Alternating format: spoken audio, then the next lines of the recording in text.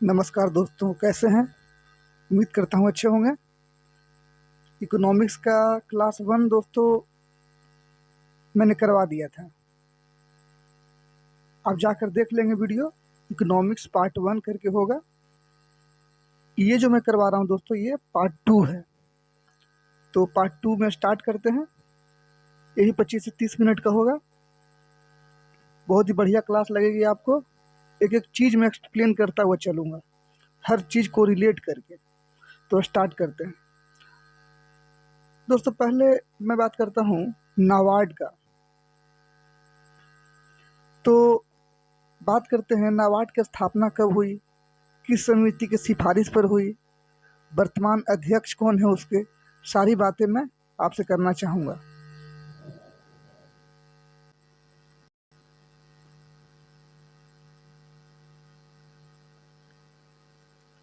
तो नाबार्ड की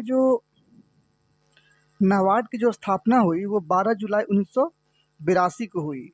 12 जुलाई 1982 नाबार्ड की स्थापना। ठीक है, याद हो गया होगा। शिवरामन समिति की सिफारिश पर नाबार्ड की जो स्थापना हुई वो 12 जुलाई 1982 को हुई और शिवरामन समिति की सिफारिश पर हुई। और वर्तमान में जो इसके अध्यक्ष हैं वो हैं केवी साजी। केवी साजी जो हैं वो वर्तमान में अध्यक्ष हैं। ठीक है, तो उम्मीद है ये आप याद कर लिए होंगे। बहुत ही इम्पोर्टेंट है, हमेशा एग्जाम में देखने को मिलता है। मैं फिर से एक बार बोल देता हूँ ताकि आपको याद हो जाए अच्छे से।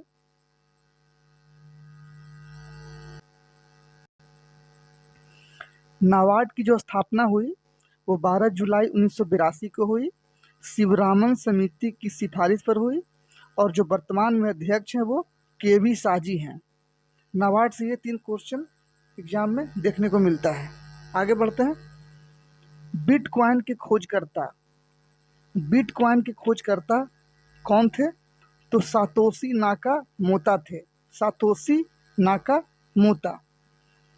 नैनो तकनीक शब्द दिया किसने दिया? नोरिया तानाकुची ने। नोरिया तानाकुची ने दिया। नैनो तकनीक के पिता किसे कहते हैं? तो रिचर्ड फीनमैन को बोलते हैं। किसे बोलते हैं? रिचर्ड फीनमैन को। तो ये 3 क्वेश्चन भी दिमाग में रखिएगा, ये भी इंपॉर्टेंट है 3 क्वेश्चन। अभी बिटकॉइन काफ़ी चलन में है, तो बिटकॉइन के खोजकर्ता कौन है? Satoshi Nakamoto. नैनो तकनीक काफ़ी इंपॉर्टेंट है, तो नैनो तकनीक शब्द किसने दिया? नोरिया तानाकुची ने दिया। और नैनो तकनीक के पिता कौन है? तो रिचर्ड फीनमैन है।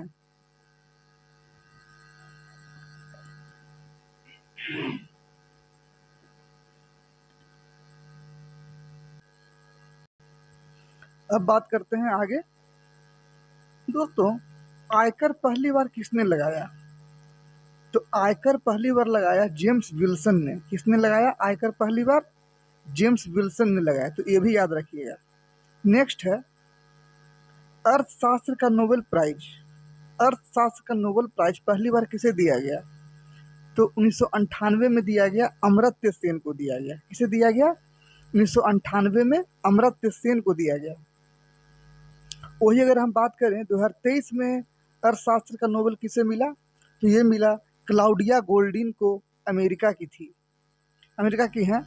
ठीक है, 2023 में इकोनॉमिक्स का जो नोबेल प्राइज जो दिया गया वो क्लाउडिया गोल्डिन को दिया गया। ये अमेरिका से बिलोंग्स करती हैं। ठीक है, एक बात और, अमर्त्य सेन को जो 1998 में जो अवार्ड दिया गया तो वो लोक कल्याणकारी राज्य के लिए दिया गया। मैं यहाँ पर आपको मैं हाईलाइट करके दिखाता हूँ।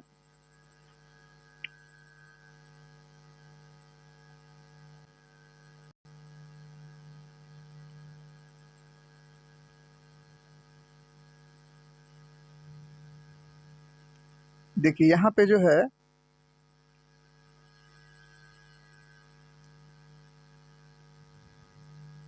एक मिनट दोस्तों, इसका थिकनेस मैं छोटा कर लेता हूँ। अब ठीक है।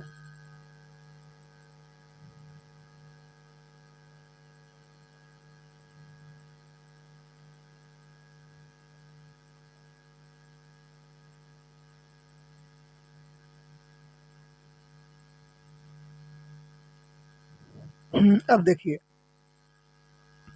अर्थशास्त्र का जो नोबेल प्राइज जो दिया गया अमर्त्य सेन को, बहुत इंपॉर्टेंट है दोस्तों, बहुत ज़्यादा इंपॉर्टेंट है, इसको इग्नोर नहीं कर सकते हैं, इसलिए थोड़ा सा धैर्य बना कर रखिए। इसको मैं क्लियर कर देता हूँ आपको मैं, ठीक है। देखिए, अर्थशास्त्र का जो नोबेल प्राइज दिया गया वो दिया गया अमर्त्य सेन को, 1998 में दिया गया, और ये दिया गया लोक कल्याणकारी राज्य के लिए दिया गया। तो ये चीज़ भी कभी कभी पूछ देता है कि अमर्त्य सेन को 1998 में जो प्राइज दिया गया वो किस क्षेत्र के लिए दिया गया, तो लोक कल्याणकारी राज्य के लिए दिया गया। यही मैं आपको बताना चाह रहा था, ठीक है। तो ये भी आपको याद रखना होगा, इम्पोर्टेंट है।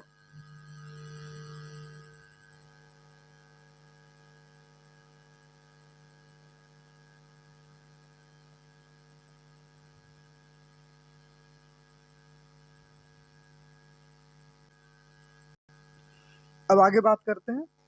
हाँ, यहाँ से एक चीज़ और ध्यान रखेंगे, कभी कभी मान लीजिए एग्जाम में पीछे का भी करंट अफेयर्स पूछ देता है, इकोनॉमिक्स का करंट अफेयर्स, तो दोनों को मैं दोनों को लेकर चल रहा हूँ। जहाँ पर करंट अफेयर्स की बात आएगी, इकोनॉमिक्स के करंट अफेयर्स की, तो वहाँ पर मैं डिस्कस कर दूंगा। जैसे 2023 में जो इकोनॉमिक्स का जो गोल्ड मेडल मिला, जी नोबेल प्राइज जो मिला, तो वो किसको मिला? क्लाउडिया गोल्डिन को मिला, जो कि अमेरिका के थे।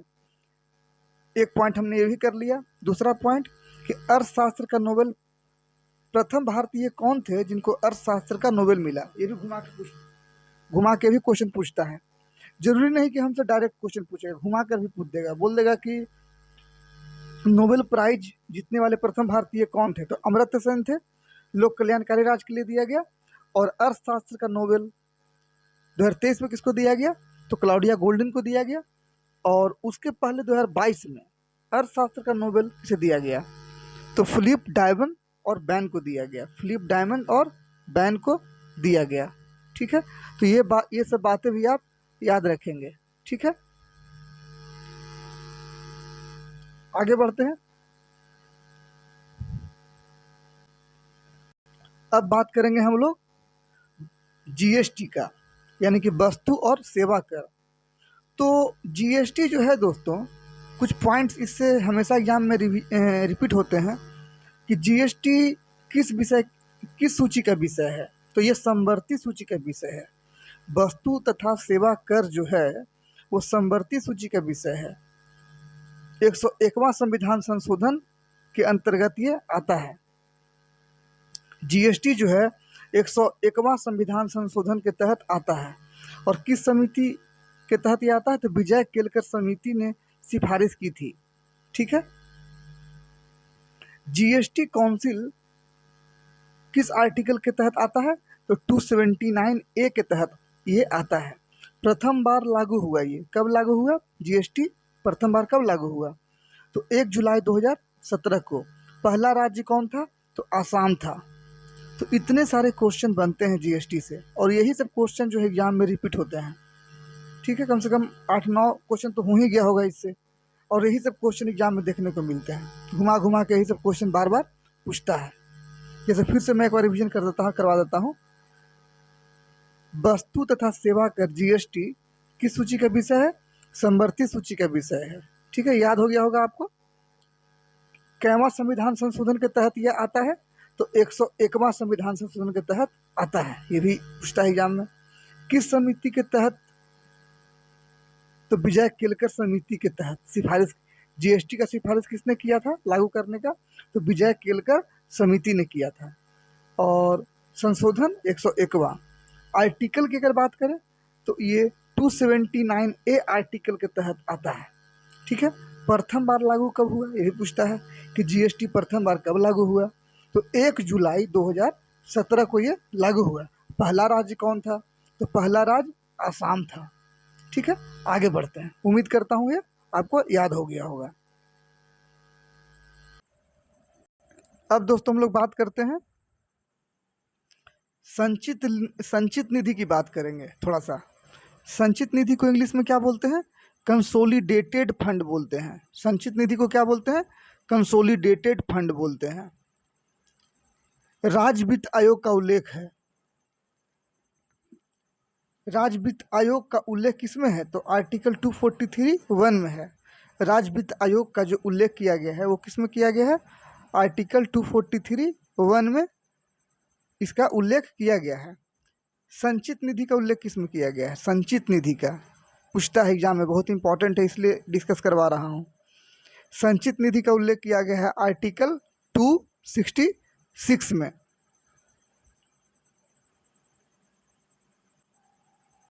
मैंने पहले ही बोला था दोस्तों कि जो इम्पोर्टेंट होगा आपके लिए वही मैं आपको करवाऊंगा, ठीक है? वही मैं कर रहा हूँ। ये सारे क्वेश्चन एग्जाम में पूछते हैं। अभी आपको देखना है सिर्फ ये जो रेक्टेंगल जो बॉक्स बना हुआ है रेड कलर का, इसी के अंदर देखना है, बाकी किसी भी कॉपी में कहीं भी नहीं देखना है। जैसे देखिए,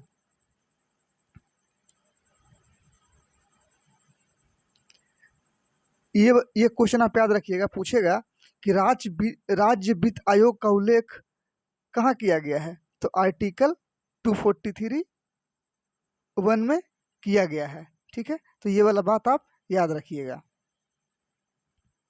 अब देखिए संचित निधि का उल्लेख कहाँ किया गया है? संचित निधि का, तो संचित निधि का उल्लेख किया गया है आर्टिकल 266 में किया गया है, ठीक है? अब पूछेगा कि आकस्मिक निधि का उल्लेख कहाँ किया गया है? तो आकस्मिक निधि का उल्लेख किया गया है 267 में किया गया है। आकस्मिक निधि का उल्लेख कहाँ किया गया है? 267 में किया गया है।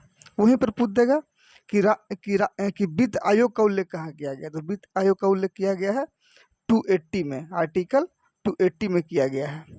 तो ये सब बातें इम्पॉर्टेंट है, याद रखिएगा। ये तीनों जो आर्टिकल है ना, ये बहुत ज़्यादा इम्पॉर्टेंट है। ये तीनों आर्टिकल को याद करना बहुत ज़्यादा ज़रूरी है आपके लिए, ठीक है? यहाँ से आप चलिएगा, ये चार जो आर्टिकल मैंने जो मेंशन किया है इसको आप याद कर लीजिएगा। जैसे पहला क्वेश्चन कि राज्य वित्त आयोग का उल्लेख कहाँ किया गया है? तो आर्टिकल 243(1) में किया गया है। संचित निधि का उल्लेख कहाँ किया गया है? तो आर्टिकल 266 में किया गया है, सीक्वेंस में है। और आकस्मिक निधि का उल्लेख कहाँ किया गया है? तो 267 में किया गया है। वित्त आयोग तो 280 में किया गया है। उम्मीद करता हूँ याद हो गया होगा। ये जब तक 5 बार 6 बार आप रिपीट नहीं कीजिएगा दोस्तों, तब तक ये याद होने वाला नहीं है। इसलिए मैं आपको बता रहा हूँ कि ये 5 बार 6 बार रिपीट करके ही आपको याद होगा, क्योंकि इकोनॉमिक्स है। अब आगे बात करते हैं, पूंजी बाजार संबंधित है। क्वेश्चन आएगा पूंजी बाजार संबंधित है तो क्या मारिएगा? शेयर मार्केट से संबंधित है। क्या मारिएगा? शेयर मार्केट से संबंधित है। और इस पर सेबी का कंट्रोल होता है। पूंजी बाजार पर कंट्रोल किसका होता है? सेबी का कंट्रोल होता है।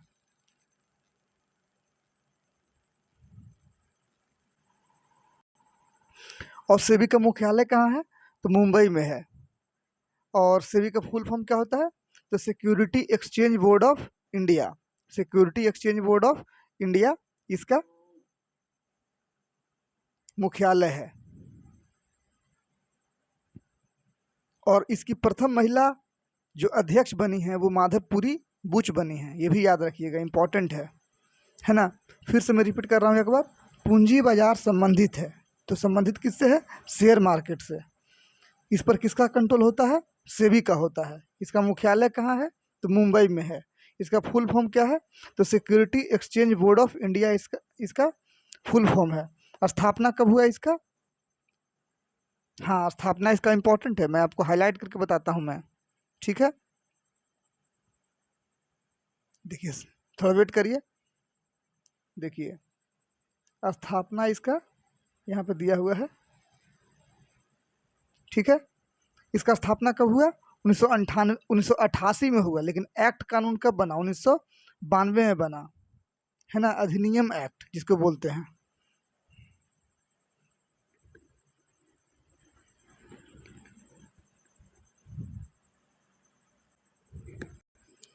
तो देखिए जो सेबी का जो स्थापना हुआ वो 1988 में हुआ, लेकिन इसका एक्ट कब बना, कानून कब बना इस पर? तो 1992 में बना, अधिनियम एक्ट बना। वर्तमान अध्यक्ष इसके कौन है? पहले अजय त्यागी थे, लेकिन अभी हो गए हैं माधवपुरी बुच। और माधवपुरी बुच से भी एक क्वेश्चन आता है कि प्रथम महिला अध्यक्ष है ये सेबी की प्रथम महिला अध्यक्ष है माधवपुरी बुच। ठीक है, और ये भी एक क्वेश्चन पूछता है बहुत बहुत मोस्ट इम्पॉर्टेंट कि सेबी का जो स्थापना हुआ वो किसकी सिफारिश के तहत हुआ। तो फिरवानी समिति की सिफारिश पर सेबी का स्थापना किया गया था। तो ये इतने सारे पॉइंट थे, आप इसको याद रखिएगा सेबी से। फिर से मैं इसको रिपीट करता हूँ, पूंजी बाजार संबंधित है शेयर मार्केट से, इस पर सेबी का कंट्रोल होता है। सेबी का मुख्यालय मुंबई में है। ठीक है, इसका फुल फॉर्म होता है security exchange board of India. ठीक है, सेबी का जो स्थापना हुआ 1988 में हुआ, फिरवानी समिति की सिफारिश पर हुआ। ठीक है, 88 में इसका स्थापना हुआ, लेकिन एक्ट कानून 4 साल के बाद बना, 1992 में बना। सेबी के जो पहले के जो अध्यक्ष थे वो अजय त्यागी थे, लेकिन वर्तमान में जो अध्यक्ष हैं वो माधवपुरी बुच हैं, और ये माधवपुरी बुच एक महिला हैं, और इनको गौरव प्राप्त हुआ है, प्रथम महिला अध्यक्ष बनने का गौरव प्राप्त हुआ है। आगे बढ़ते हैं, ऑपरेशन ग्रीन का उद्देश्य क्या होता है। ऑपरेशन ग्रीन काफ़ी इम्पोर्टेंट है।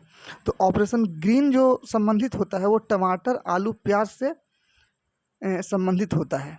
ठीक है, इसको भी आप याद रखिएगा, टमाटर आलू प्याज से संबंधित होता है।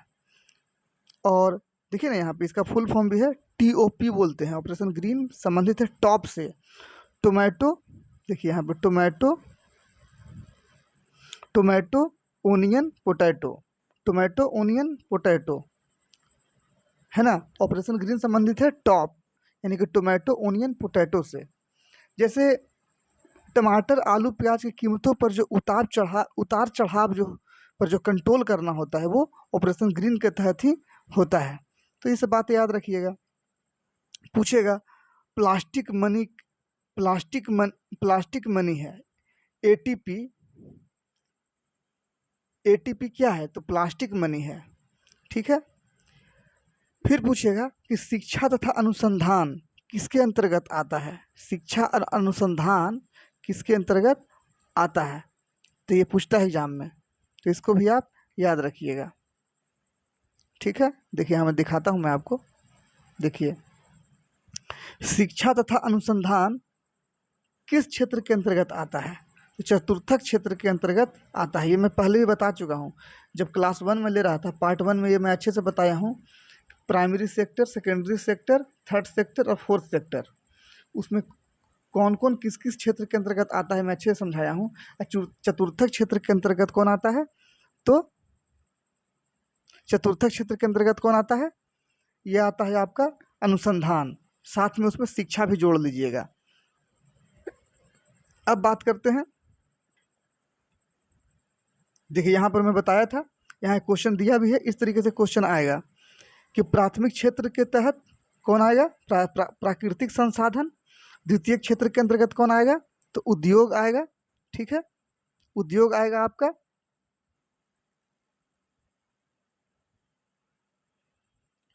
तृतीय क्षेत्र के अंतर्गत कौन आएगा, सेवा आएगा। चतुर्थक क्षेत्र के अंतर्गत कौन आएगा, तो संचार आएगा। चतुर्थक क्षेत्र के अंतर्गत ये पूछेगा कि इसमें से सही कौन है, बोल देगा कि ये दे देगा आपको। जैसे इधर जो है प्राथमिक क्षेत्र दे देगा और इधर संसाधन दे देगा। अब पूछेगा कि मैचिंग करिए, देखिए इधर दिया हुआ है सब और यहाँ पे संबंधित दिया हुआ है, तो पूछेगा कि कौन किससे संबंधित है।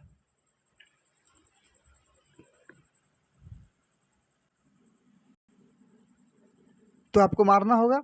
जैसे यहाँ पे देखिए, प्राथमिक क्षेत्र से संबंधित है प्राकृतिक संसाधन, द्वितीय क्षेत्र से संबंधित है उद्योग, तृतीय क्षेत्र संबंधित है सेवा, चतुर्थ क्षेत्र से संचार, तो संचार संबंधित नहीं है, चतुर्थ क्षेत्र से संबंधित है संचार, जो कि गलत है। चतुर्थ क्षेत्र से संबंधित है शिक्षा एवं अनुसंधान। तो यही बात मैं बोलना चाह रहा था। ठीक है, ये आप अच्छे से याद कर लीजिएगा। तृतीय जो संचार जो है सेवा और कम्युनिकेशन जो है, सेवा और कम्युनिकेशन जो है वो तृतीय क्षेत्र से संबंधित है, सेवा और कम्युनिकेशन, संचार। चतुर्थ क्षेत्र से संबंधित है क्या, शिक्षा और अनुसंधान। तो इसको आप याद रखिएगा। और आज का मैं लास्ट पॉइंट डिस्कस करने जा रहा हूँ, ध्यान से सुनिएगा उसको। सारा क्वेश्चन दोस्तों आपको एग्जाम में मिलेगा, आप इस भूल में मत रहिएगा कि एग्जाम में नहीं आएगा। ये बहुत ज़्यादा इंपॉर्टेंट है, ये सब यही सब एग्जाम में मिलता है और हम लोग गलती करके आते हैं, बच्चे गलत करके आते हैं। जैसे 15वें वित्त आयोग के अध्यक्ष कौन थे, तो एन.के. सिंह हैं, है ना। 15वें वित्त आयोग के अध्यक्ष एन.के. सिंह। स्थापना किस आर्टिकल के तहत किया जाता है, वित्त आयोग का जो स्थापना जो किया जाता है तो आर्टिकल 280 के तहत किया जाता है। वित्त आयोग किस में आता है, अभी आगे ऊपर में हम लोग किए ना, तो आर्टिकल 280 में, ठीक है। राष्ट्रपति करता है, वित्त आयोग का जो स्थापना करता है तो कौन करता है, राष्ट्रपति करता है, 5 वर्ष के लिए करता है, ठीक है। प्रथम अध्यक्ष कौन थे, वित्त आयोग के प्रथम अध्यक्ष कौन थे, तो के.सी. नियोगी थे, ठीक है। वर्तमान में कौन है, तो एन.के. सिंह हैं। 14वें वित्त आयोग के अध्यक्ष कौन थे, तो वाई.वी. रेड्डी थे। कभी कभी ऐसा भी होता है कि पीछे का भी पूछ देता है, तो इसलिए मैं पीछे का भी लिख दिया हूँ। अगर वित्त आयोग से क्वेश्चन अगर पूछेगा ऑब्जेक्टिव में, ऑब्जेक्टिव एग्जामिनेशन में, तो क्या क्या पूछ सकता है, क्या क्या संभावना हो सकती है, वही सब क्वेश्चन यहाँ पर लिखा हुआ है। जैसे 15वें वित्त आयोग का अध्यक्ष एन.के. सिंह है, किस आर्टिकल के तहत आता है वित्त आयोग, तो 280 के तहत आता है, 280। स्थापना कौन करता है इसका, तो राष्ट्रपति करता है, ठीक है। 5 वर्ष के लिए करता है। हर वर्ष जो वित्त आयोग है ना, वित्त जो होता है ना, तो कौन करता है, तो राष्ट्रपति करता है 5 वर्ष के लिए।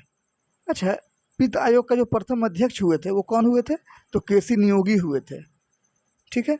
14वें वित्त आयोग के अध्यक्ष कौन थे, तो वाई.वी. रेड्डी थे। तो ये सब क्वेश्चन थी दोस्तों जो कि मैं आपके सामने डिस्कस किया इकोनॉमिक्स में। नेक्स्ट क्लास में लेकर आऊँगा दोस्तों, पार्ट 3 लेकर आऊँगा इसका। थोड़ा थोड़ा मैं इसलिए करवा रहा हूँ कि ताकि आपको याद करने में आसानी हो। 20 से 25 मिनट का वीडियो बना रहा हूँ मैं इकोनॉमिक्स का। 5 से 6 वीडियो में लगभग जो क्वेश्चन क्रिएट होते हैं इकोनॉमिक्स से वो मैं आपको डिस्कस करवा दूँगा। इकोनॉमिक्स में और भी चीज़ें हैं जो मैं आपको बताऊँगा, लेकिन फ़िलहाल मैं इसे बता रहा हूँ। करंट अफेयर्स भी इसमें रिलेटेड है ना। सब लोग इसको हार्ड बोलते हैं इकोनॉमिक्स को, लेकिन इसीलिए मैं सोचा कि पहले मैं इकोनॉमिक्स से ही स्टार्ट करता हूँ। जो हार्ड, इसको हार्ड लोग बोलते हैं, अगर आप इसको ख़त्म कर लीजिएगा 3-4 क्वेश्चन आपको पकड़ में आ जाएगा हर एग्ज़ाम में। हार्ड कुछ नहीं होता है। और आजकल एग्ज़ाम उल्टा पूछ रहा है, ज़्यादातर इकोनॉमिक्स पूछ रहा है ना, क्योंकि जानता है कि ज्योग्राफी, हिस्ट्री, पॉलिटी सब लोग पढ़ रहे हैं, तो इधर से भी क्वेश्चन डालने लगा है, इसलिए इसको इग्नोर नहीं कर सकते हैं। थोड़ा सा ध्यान दे दीजिएगा, इकोनॉमिक्स में क्वेश्चन बन जाएगा आपसे। मैंने वही तो मैं दिखाया आपको कि इसी तरीके से क्वेश्चन पूछता है, ज़्यादा घबराने की आवश्यकता नहीं है। और इकोनॉमिक्स का और भी चैप्टर हैं जो आपको मैं अलग से क्लास लूँगा उसका, लेकिन ये 5 वीडियो आपके लिए इम्पोर्टेंट होगा जो मैं करवा रहा हूँ 25-25 मिनट का। इतना आप कर लीजिएगा तो क्वेश्चन 3 क्वेश्चन कहीं नहीं जा रहा है, 3 से 4 क्वेश्चन आप ज़रूर एग्ज़ाम में टच हो जाएगा और आप बना देंगे उसको, ठीक है। तो इन्हीं सब बातों के साथ पार्ट 3 में जल्दी ही लेकर आऊँगा। ये पेज करवाऊँगा मैं आपको, ये जो पेज है पार्ट 3 में, ये वाला पेज मैं करवाऊँगा आपको सारा। देखिए कि कौन कौन सा समिति है, जनधन योजना के बारे में बताऊँगा, मेक इन इंडिया बताऊँगा, ठीक है। पीएम किसान योजना है आपका, बहुत इंपॉर्टेंट ये पेज है आपके लिए। सिर्फ जो एग्ज़ाम में आता है वही इसमें दिया हुआ है, ठीक है। प्रथम किसान संपदा योजना लागू कब हुआ, आप खुद देख लीजिए कितना इंपॉर्टेंट ये पेज है। नरेगा, मनरेगा सब बताऊंगा, कब इसका स्थापना हुआ, फेरा, फेमा, है ना। इतना सारा समिति बताऊंगा, तेंदुलकर समिति, दांडेकर समिति किससे संबंधित है। तो 20 मिनट का वीडियो मैं लेकर आऊँगा पार्ट 3 में, ये सारा मैं डिस्कस करूँगा आपके साथ। तो उम्मीद करता हूँ इसके पहले जिनका भी छूट गया है, इसके पहले पार्ट 1 और पार्ट 2 देख लीजिएगा, ठीक है। तो अब वीडियो कहीं पे समाप्त करता हूँ, पार्ट 3 में हम लोग मिलते हैं। Okay, thank you.